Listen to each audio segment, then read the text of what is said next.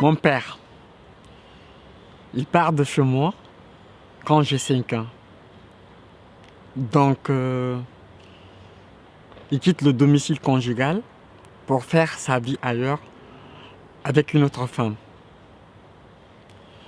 J'ai dû faire avec son absence. Ma mère et moi, on fait bloc. Pendant les vacances, je vais voir mon père. Je ne peux le voir autrement. Les vacances scolaires, c'est long. C'est très très long. Mon père m'insulte. Mon père me frappe. Mon père m'affuble de noms. Tous plus agréables les uns que les autres. T'es une prêle. T'es nul. Il me tire les cheveux. Dès que je fais une bêtise, pour des trucs aussi bêtes que les devoirs de vacances pas faits, ou pour n'importe quoi. Je ne vais pas épiloguer là-dessus, mais mon père est une personne marquante. Ma mère a très peur de lui. Elle a très peur. Elle a peur des représailles. Parce que mon père est imposant. Très dans l'apparence en public. Très très imposant. Violent. Le jour de la fête des pères, j'ai fait quelque chose de symbolique. Je ne l'ai pas appelé. Depuis que j'ai 18 ans, je veux me détacher de lui. J'ai 29 ans.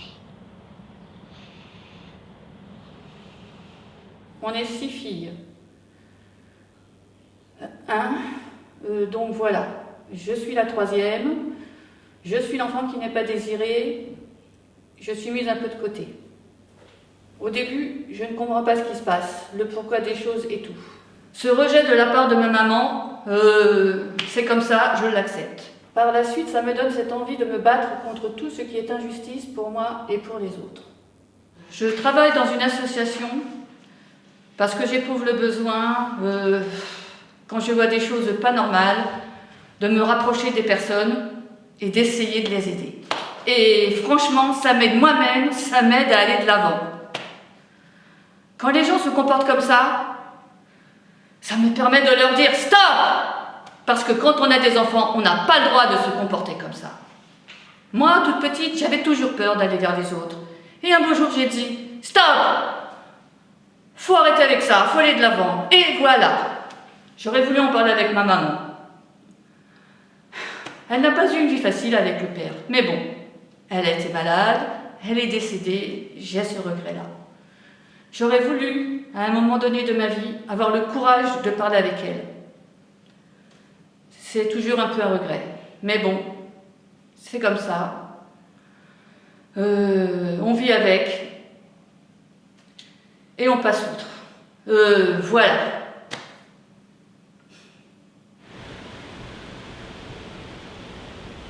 Ma sœur aînée a quelques années de plus que moi.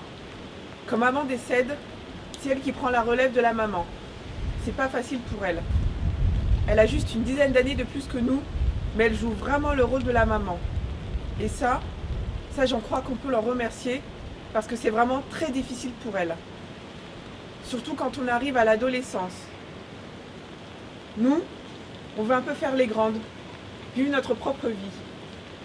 Tu es notre sœur, tu n'es pas notre mère. Alors laisse-nous vivre ce qu'on a envie de vivre. Elle n'est pas toujours d'accord avec ce qu'on fait, parce qu'on ne fait pas que des choses bien.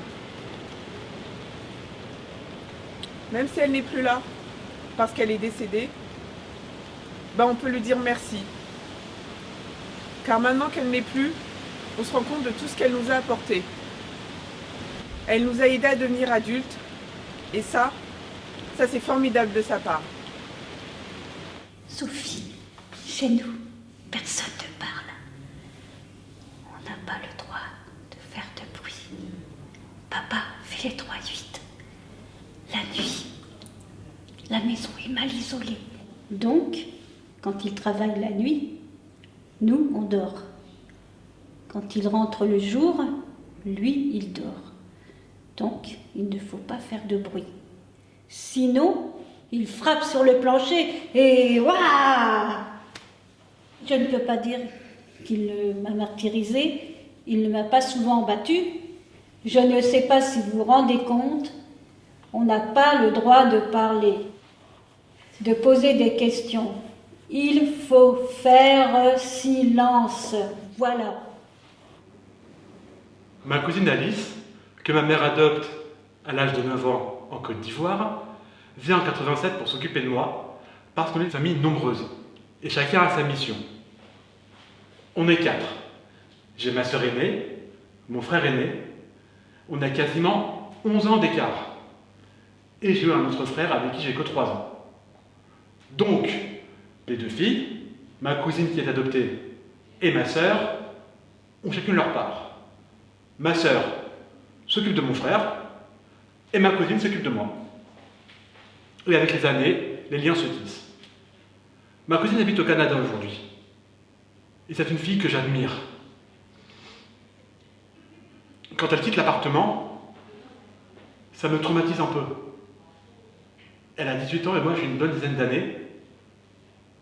Et je me souviens, dans ce hall, elle a toutes ses affaires autour d'elle et elle me dit « Ben voilà, Max, je pars. » Je m'en souviens. Alice, je la revois. Il y a 2 ans, je vais la voir au Canada et j'ai toujours une sorte d'admiration. Je la considère comme une sœur. Je pense que c'est elle qui me donne envie de faire ce que je fais avec mes fils aujourd'hui. Leur faire découvrir d'autres gens, partager des expériences. Je suis certain que ça vient de cette cousine-là, Alice. Oh, ça va aller, t'inquiète pas. Ça va aller, ça va aller. Non. Tu veux t'asseoir? Qu'est-ce que je veux faire? Tu veux boire de l'eau? Ah, laisse-moi!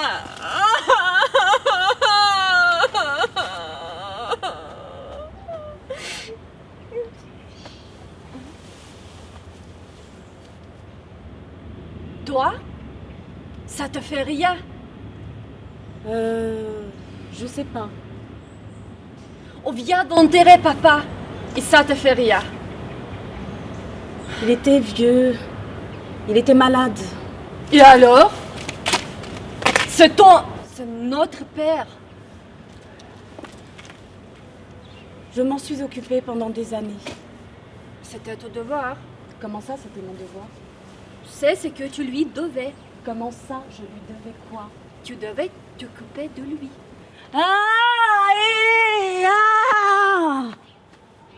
Et toi? Toi aussi, t'as élevé. Tu ne montres aucune émotion. Il avait 95 ans. T'es pas obligé de rester avec lui. C'est facile à dire. Toi, tu t'es cassé, tu as fait la bamboula et tout.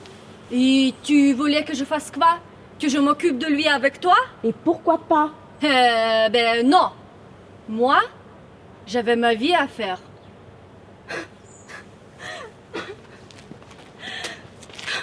Pourquoi tu pleures? J'ai tout perdu. Tu veux un mouchoir? Non, j'en veux pas ton mouchoir. Mais pourquoi tu pleures? Je suis foutue, je suis foutue. Je ne suis pas mariée, je suis seule, je n'ai pas de formation. Oh, arrête de pleurer. Ça va aller. Ça va aller. Ah voilà, c'est mieux. Ça va aller. Ça va aller. Bon, maintenant, il faut que tu t'occupes de notre mère. J'ai jamais connu mes grands-parents.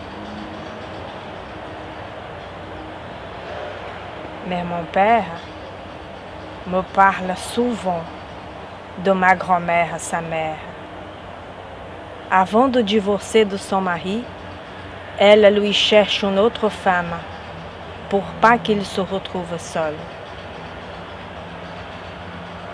Après, chose faite, elle fait tout pour que ses enfants grandissent bien. qu'ils aient besoin de rien, quoi. Elle vit dans un milieu pauvre. Et même très âgée, elle fait tout pour être indépendante.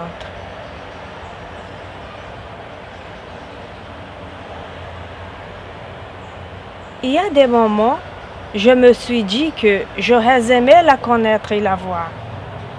Elle vivait dans un environnement assez paumé en Algérie, dans un village. Moi, je ne l'ai jamais connue. Mes parents m'ont eu très tard. Ma mère avait 40 ans. Mon père a 54 ans quand je suis née. Du coup, j'ai jamais connu mes grands-parents. J'ai jamais connu mes grands-parents.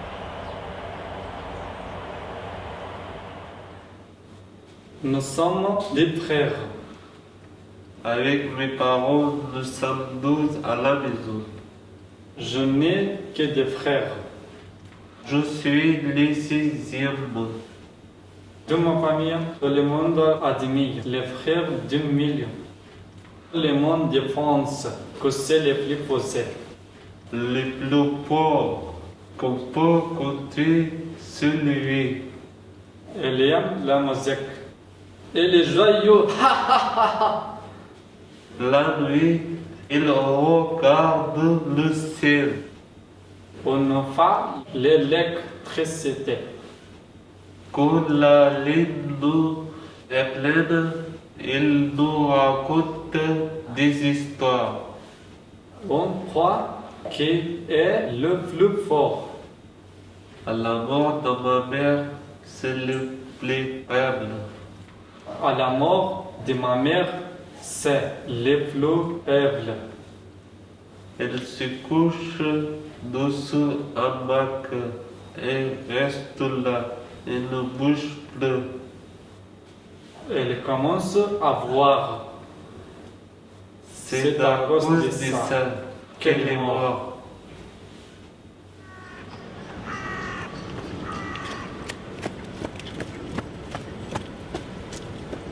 J'aime quand mon corps parle, que j'ai pas besoin de réfléchir.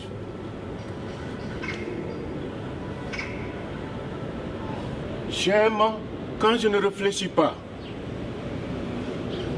J'aime bouger. J'ai de l'énergie. J'aime m'exprimer. J'aime vous rencontrer. Découvrir de nouvelles personnes. Échanger. Explorer. Et j'aime pas.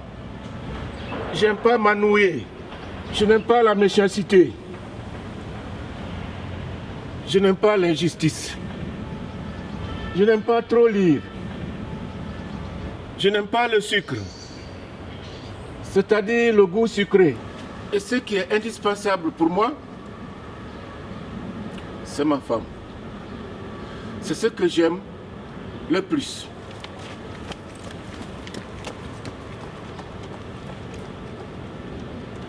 Nous sommes 10 frères. Avec mes parents, nous sommes 12 à la maison.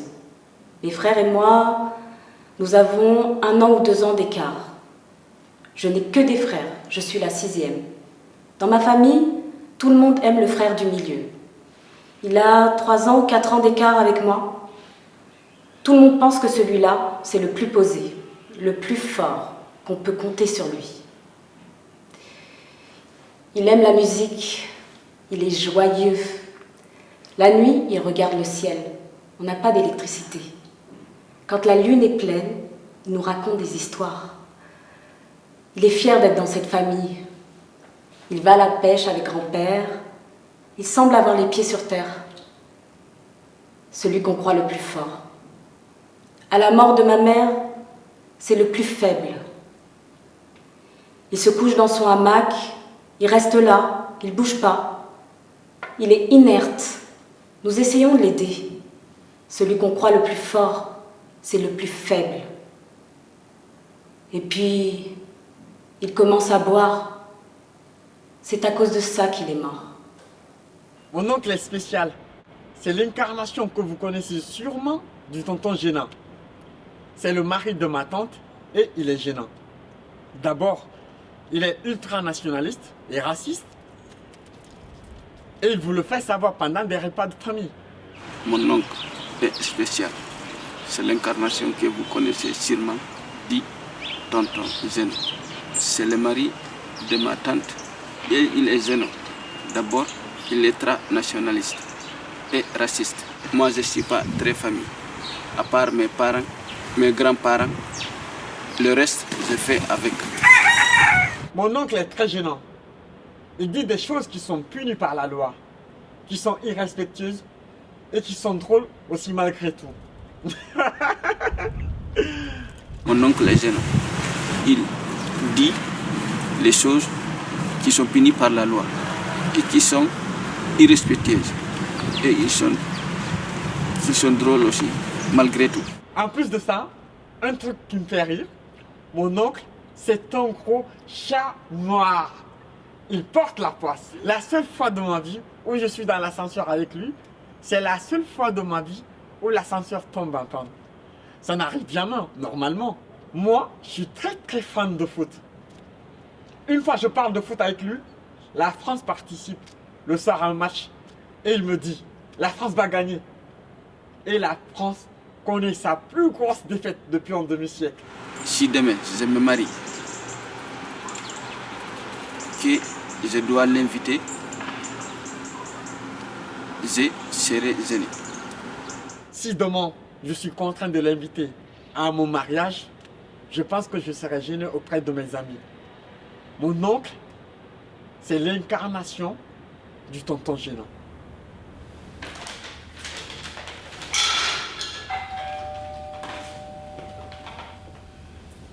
Jean, tu vas ouvrir? Ah, c'est pas loin, c'est toujours moi qui fais ça.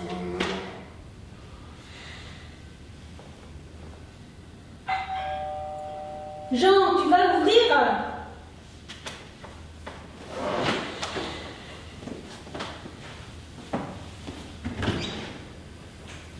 Papa. Maman, je te présente mon copain. Ah, mais j'ai pas fait suffisamment à manger. Ah! On va pas rester longtemps, maman. Vous vous appelez comment, monsieur? Ali. Il s'appelle Ali. Il ne parle pas français. Il ne comprend pas le français. Mais moi, je le comprends. J'apprends sa langue. Mais il y a 2 mois, tu n'avais pas de copain. Elle aurait pu nous prévenir. Elle était invitée, mais pas accompagnée. Moi, j'ai pas fait assez de rôti de porc. Ça va pas aller. En fait, il ne mange pas de porc. Cela ne me dérange pas. Je l'aime. Je l'aime comme ça. Tu manges pas de porc, toi. Qu'est-ce que ça fait si tu en manges? Parle-lui gentiment. C'est qui, lui? C'était pas prévu qu'il vienne. Vous faites quoi dans la vie? Il est architecte. Et il est cousin du frère du président d'Afghanistan. Ça gagne bien, architecte? Ah oui, il gagne très bien sa vie. Et d'ailleurs, j'ai quelques photos à vous montrer. Regardez ce qu'elle fait. Tu veux regarder aussi?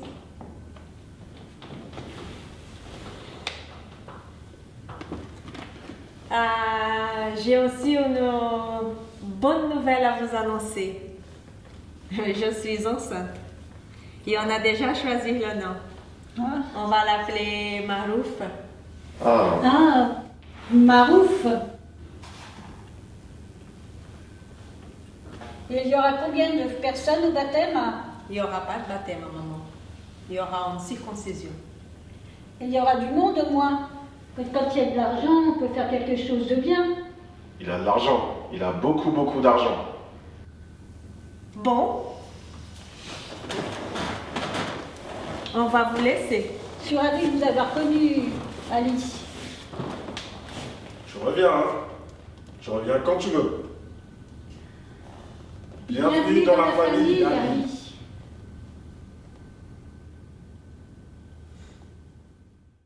Je vais en Algérie pour assister au mariage de ma cousine. Et il faut savoir qu'en Algérie, l'organisation des mariages, il y a des salles séparées. Filles d'un côté, garçons de l'autre côté.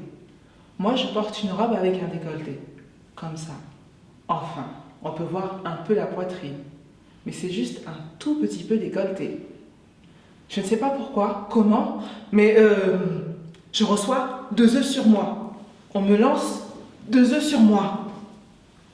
Il y a mon cousin qui rigole, et il y a une femme avec un foulard. Je pense quelqu'un de ma famille proche qui sourit. Et la famille sourit aussi. Et du coup, je suis vexée. Je ne sais pas si c'est dû à ma tenue, alors que je suis dans la salle des femmes. Enfin, j'ai pas vu qu'il m'a lancé les œufs. Voilà. J'arrive d'Algérie. J'ai 6 ans. Donc, je ne parle pas un mot de français. Je parle que le kabyle. Et donc, à l'école, moi, je ne parle pas du tout le français. Je suis toujours au fond de la classe. La maîtresse me met au fond de la classe. Et elle ne s'occupe pas du tout de moi. Et là, je me retrouve vraiment rejeté par les autres enfants qui ne comprennent pas ce que je leur dis. Et je ne comprends pas ce qu'ils me disent non plus. Donc ça se termine par des bagarres. Tout le temps. Tous les jours. J'ai des bleus partout. Partout. Les garçons, les filles. Et après, le directeur intervient. Il m'envoie dans une école spécialisée. Je fais 6 mois là-bas, ou un peu plus, et puis je reviens en CP. Je parle français, mais les élèves continuent à me taper dessus. Bon après, c'est pour d'autres raisons. Bonjour, tout le monde. Je m'appelle El Hussein. Je suis soudanais. Et malheureusement, pas parler bien français. Parce que j'apprends le français depuis 5 mois tout seul. Et maintenant, malheureusement, il n'y a pas les amis pour faire la conversation pour apprendre le français. Et je cherche quelqu'un pour aider moi à apprendre le français. Je parle pas beaucoup parce que souvent tout le temps rester à la maison, je regarde vidéos pour apprendre le français.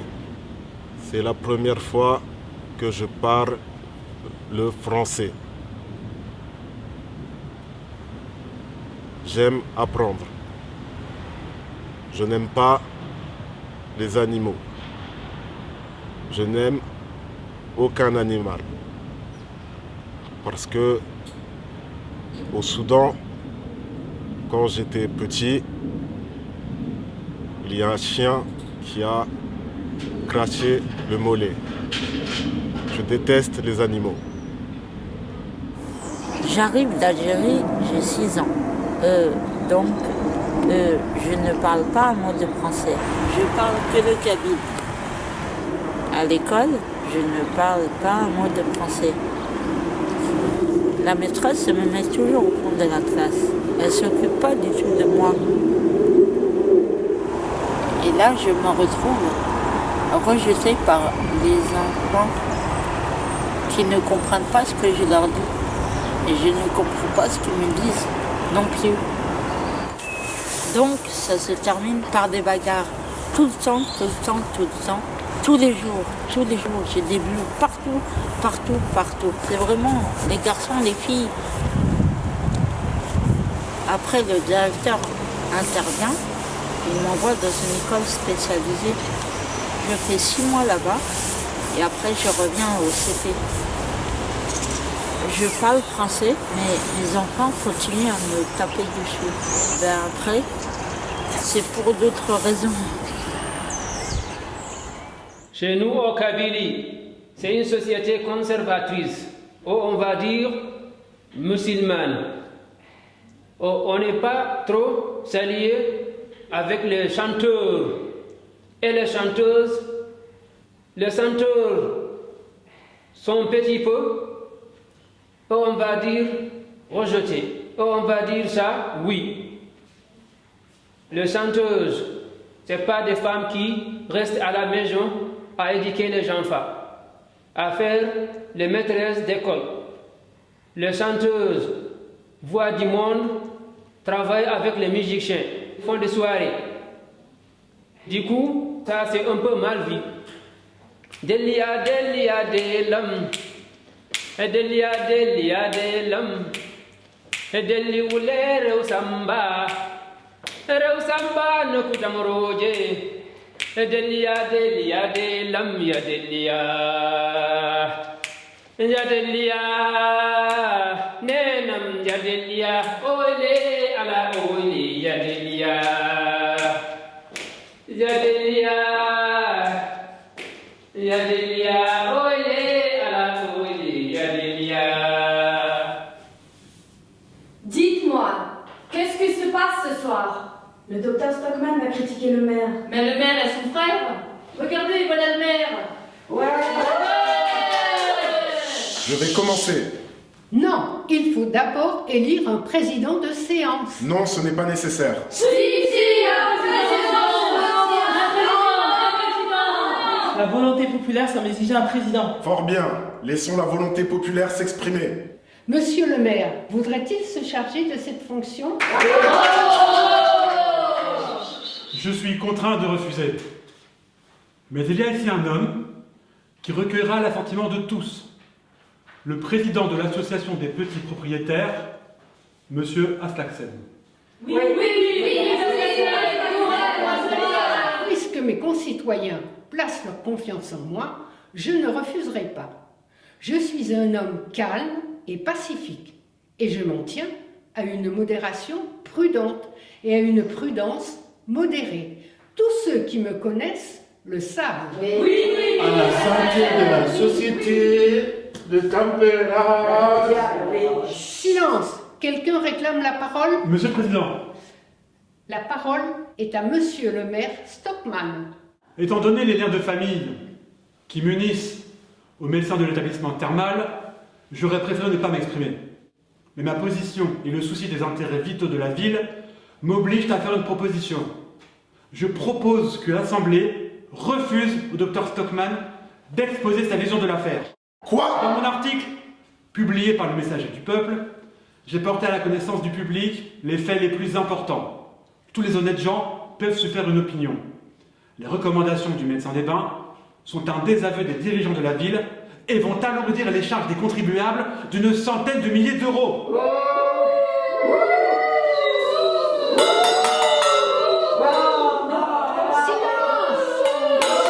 J'approuve la proposition de Monsieur le maire. Je suis un ami de la démocratie, à condition qu'elle ne coûte pas trop cher aux contribuables. Et moi, en tant que directeur du Messager du Peuple, je me dois de clarifier ma position.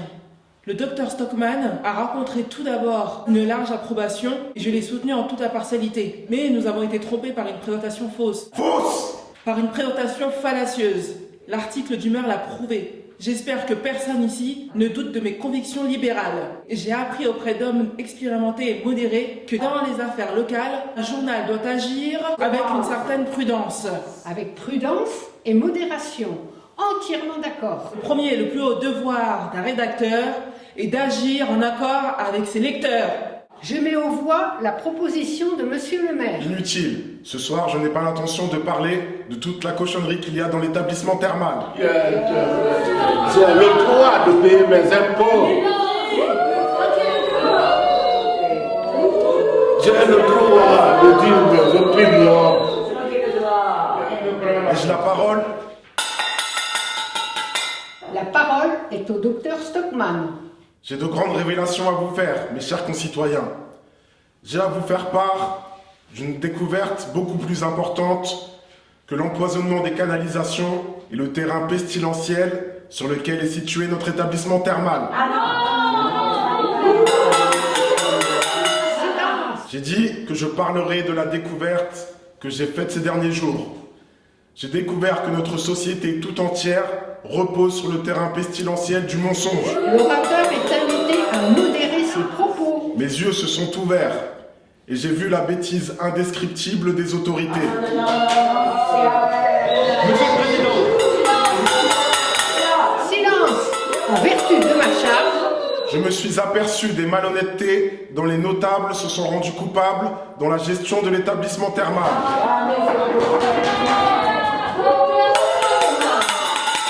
Dr Stockman, Bien, mes chers concitoyens, je ne parlerai plus des notables.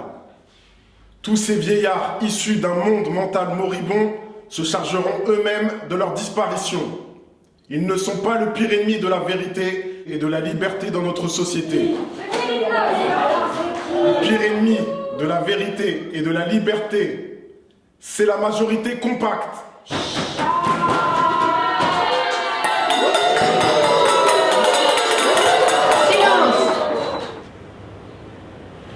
On part voyager en Bourgogne, c'est formidable. On passe la nuit dans une sorte de petite maison, c'est formidable. Un mobil-home, et juste à côté, il y a un lac dans la nature, et j'aime bien. C'est formidable. Quand je sors dehors la nuit, il y a les étoiles, il y a la lune, c'est formidable.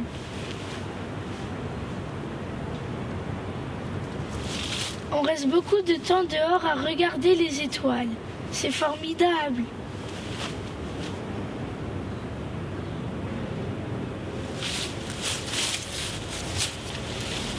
Un jour, on est au bord du lac et on commence à faire des ricochets avec des cailloux.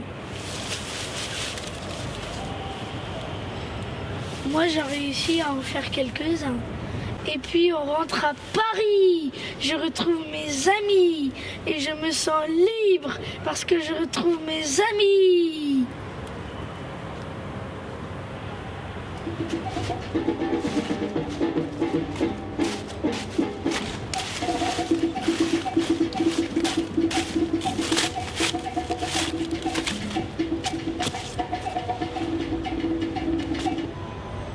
J'essaie de construire ma liberté.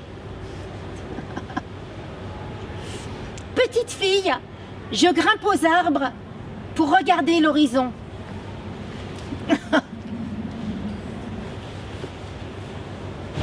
Plus grande, je vais sur la plage Ipanema. Il y a un grand rocher qui s'appelle Apoador. Je grimpe sur ce rocher. À Paris, j'habite une chambre avec une fenêtre sous les toits. Dès la nuit tombée, je monte sur le toit pour regarder la lune. Je suis les phases de la lune. J'adore. Je me sens seule au monde. La lune me berce. Et je ne dors que vers 1h du matin, quand elle disparaît à l'horizon. J'habite au 7e étage. La lune s'offre à moi. C'est un cadeau béni.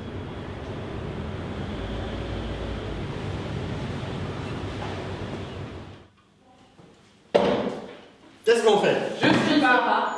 On est censé proposer une improvisation sur... La liberté, c'est bien. Non, le thème c'est je suis un homme libre. Moi, je suis une femme. Oui, moi aussi. On peut dire un être humain, peut-être. Oh, mais moi, je ne suis pas d'accord. Je ne sens pas du tout prête. Ah bon? Moi, ça m'angoisse. Moi, j'ai pas d'idée. Ça t'angoisse? Oui, ça m'angoisse. Ah ben non, ça doit pas t'angoisser. Pourquoi? Moi, j'ai pas d'idée. Attends, on va en trouver une. Ah, ça m'angoisse trop. Non, on en a parlé tout à l'heure, je t'ai dit c'est difficile. Bah oui, c'est hyper angoissant. Mais si nous sommes libres, on peut décider. Bah oui, on n'est pas obligé de la faire, cette improvisation. Non mais franchement, qu'est-ce qu'on s'impose? Moi je trouve ça horrible. Mais je crois qu'on est filmé là. Moi je m'en fous. On est filmé. Tu es libre, vas-y, filme. Oui, filme-les, t'as raison. Ça marche? Oui, ça marche. C'est pas mal, regarde. Ouais, c'est bien. Tu crois qu'ils ont des idées, eux? Je sais pas, demande. Hé, qu'est-ce qu'on peut faire? Je t'avais dit qu'on pouvait pas compter sur eux. Non mais vraiment, ça peut pas être interactif. On est seuls. Bon. Là, du coup, on a fait quelque chose quand même. Ouais, c'était pas mal. Voilà, on a fait quelque chose maintenant. Super, ça montre bien qu'on est libre. On a fait une impro en étant libre. C'est formidable. Oh, ça me rassure. Non, on a fait ce qu'on nous a dit. On n'était pas libre de pas la faire à partir du moment où on n'est pas libre de pas la faire. Donc si on veut pas la faire, faut pas venir, faut s'en aller, faut pas la faire. Wow. Faut que ça s'arrête, hein. Qu'est-ce que t'en penses?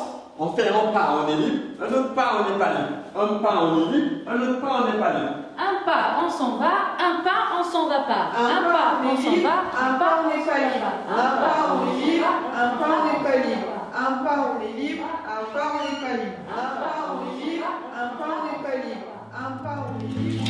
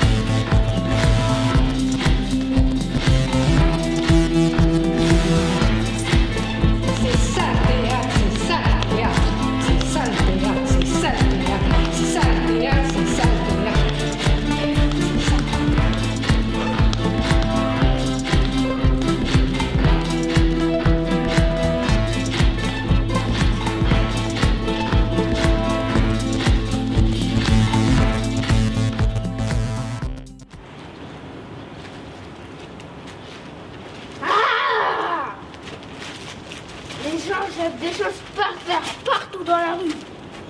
Des papiers, des bouteilles. En plus, maintenant, ils jettent des masques. Avant, il n'y avait pas les masques. Du plastique, il y en a partout. Partout. J'ai vu un reportage sur Arte. Le plastique se met en petits morceaux et s'éparpille dans l'eau, dans la nature. En France, ça passe par les fleuves et ça arrive dans la mer. Les poissons mangent des particules microscopiques de plastique éparpillées dans la mer. Et on mange du poisson qui ont mangé du plastique. C'est aberrant, c'est une pollution totale, mais c'est inadmissible.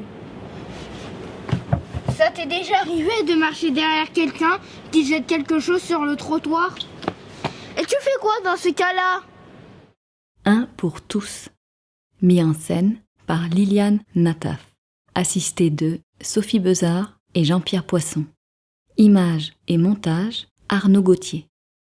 Avec Akoy, Ali Ben, Amadou Roby, Amadou Tidiane, Anita, Belle, Christiane, Claudia, Dalila, Ilias, Jonathan, Licia, Linda, Mamadou, Marouf, Max, Michel, Nélida, Olga, Salim, Farel, Solange.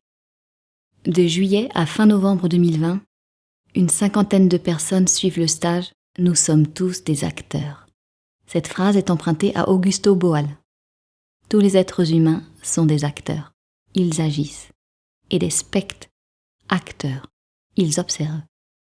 Les stagiaires viennent des quartiers prioritaires des 18e et 19e arrondissements de Paris et du 93. Ils sont auteurs et interprètes. Les participants ont témoigné et improvisé. Chacun interprète ensuite le récit de quelqu'un d'autre. La pièce d'Ibsen, Un ennemi du peuple, est lue et commentée. Un court extrait est présenté ici. Compte tenu du contexte sanitaire, le projet initial se réinvente. Une 20aine de personnes participent à la restitution du travail sous forme de film vidéo.